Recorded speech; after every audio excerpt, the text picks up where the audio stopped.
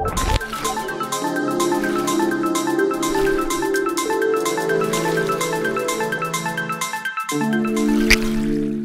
sebagai NGO sendiri udah melakukan advokasi belum sih Mbak? Misalkan kayak tadi sosialisasi isi piringku dan lain sebagainya, sudah dilakukan itu?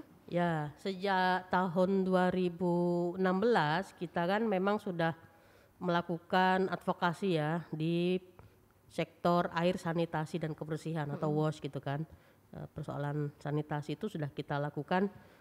Salah satu itu dulu kita melakukan pendampingan di Kabupaten Pringsewu, sehingga pada 2017 kan Kabupaten Pringsewu sudah ODF meskipun akses ya, tapi itu ODF itu bagian dari komitmen gitu kan.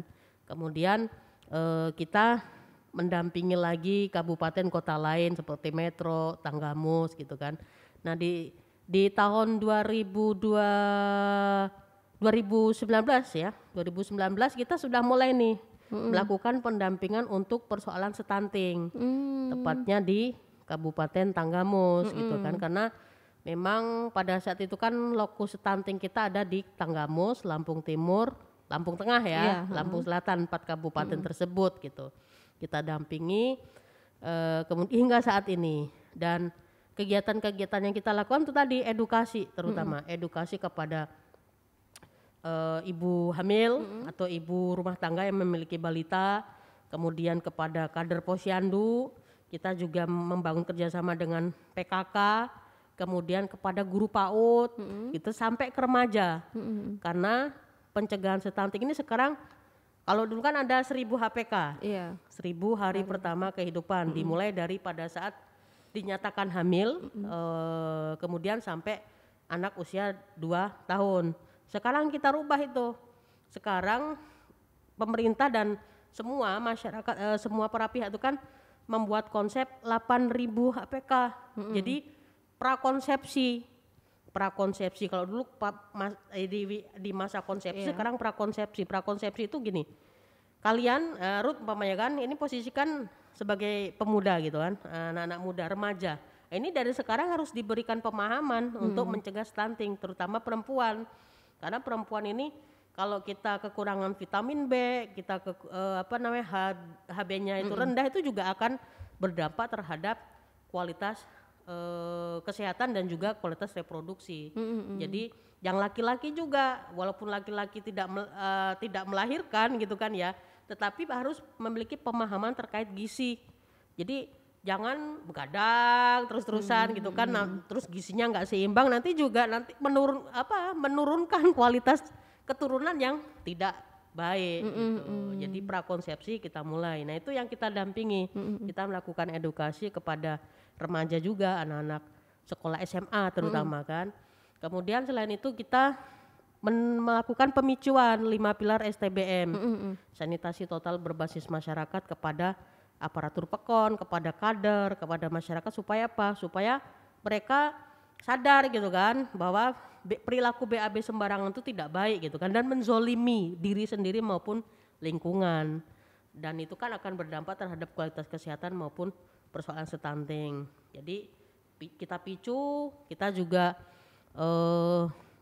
melakukan pelatihan untuk mendesain tempat penampungan tinja atau tangki septik yang aman, dan juga membuat toilet yang murah gitu kan, tapi aman. Nah ini kita lakukan kepada masyarakat selain edukasi itu.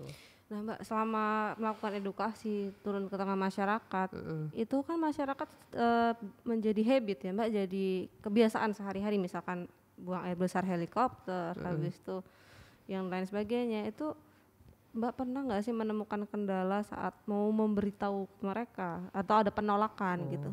Itu sering terjadi gitu kan. Jadi kalau di YKS itu kan ada tim ya yang di lapangan, itu fasilitator lapang. Nah itu kalau sudah mengeluh gitu kan, ini kita menghadapi satu dusun gitu kan, atau satu desa yang di situ penerimaan masyarakatnya kurang baik gitu kan. Bahkan ada ini dari zaman nenek moyang kami sampai sekarang aja kami itu kan di sungai nggak ada masalah gitu. Nah itu sering terjadi penolakan itu, tapi kita mengembangkan strategi komunikasi.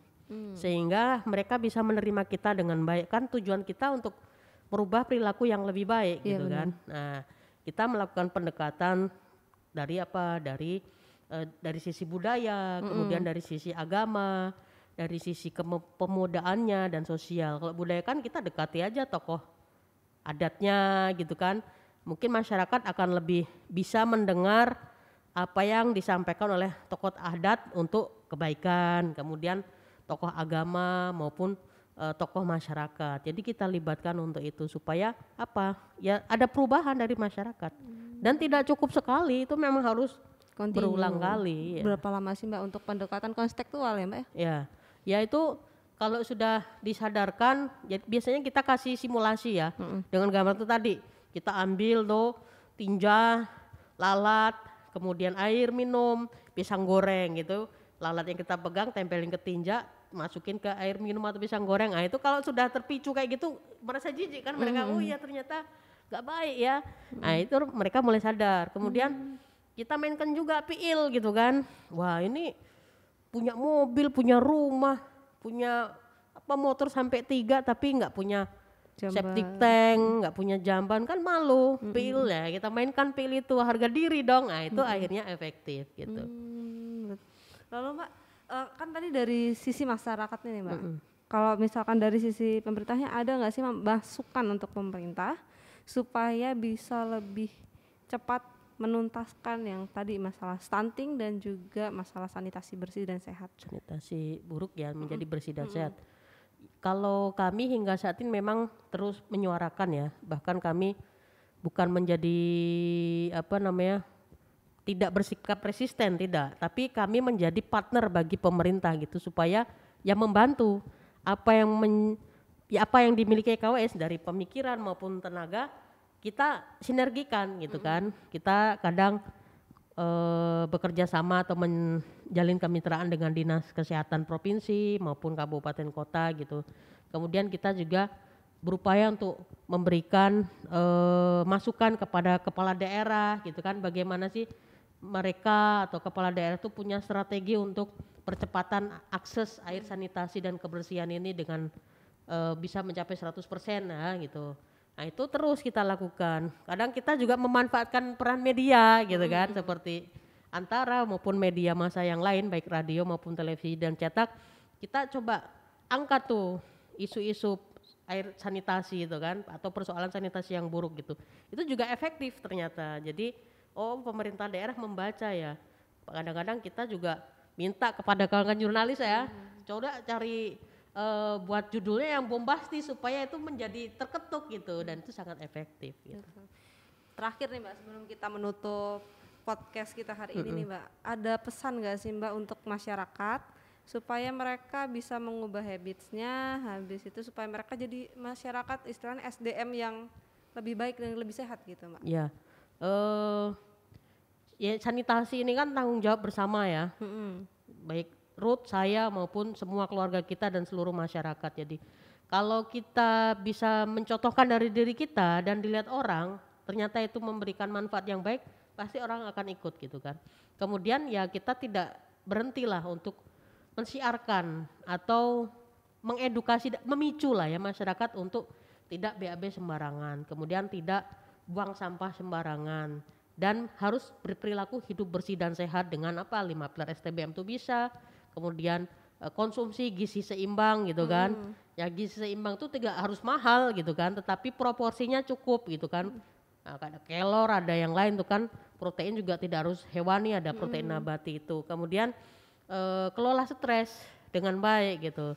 Nah, insya Allah itu akan menghasilkan situasi tubuh yang lebih baik gitu kan. Dan kalaupun nanti wanita ini terutama posisi hamil itu juga nanti anaknya, keturunannya juga akan lebih baik gitu.